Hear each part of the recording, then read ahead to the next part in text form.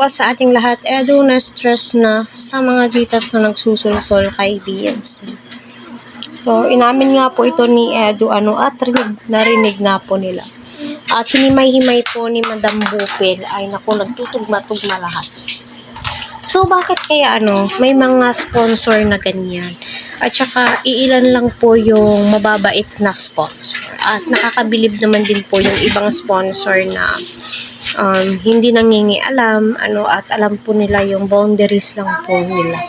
Diba? So, nasa tao naman po yan kung magpapasulsul sila o hindi. Diba? Kasi sa panahon ngayon, napakabilis maubos ng pera.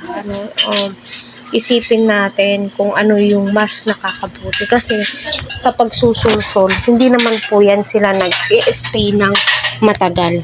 Hanggang umpisa lang po talaga yan sila. Pero be thankful din po naman tayo sa mga mabubuting sponsor na kayang panindigan yung pagiging sponsor nila. Yung alam nila kung hanggang saan lang po yung boundaries po nila, 'di ba? Kaya minsan sabihin mo lahat ng basher ay bagsak lahat kay Edu. Kasi nga po sa pinapakita po niya kung gaano siya katatag para kay Beyonce. Pero minsan is masasabi mo po talaga na bakit ganun?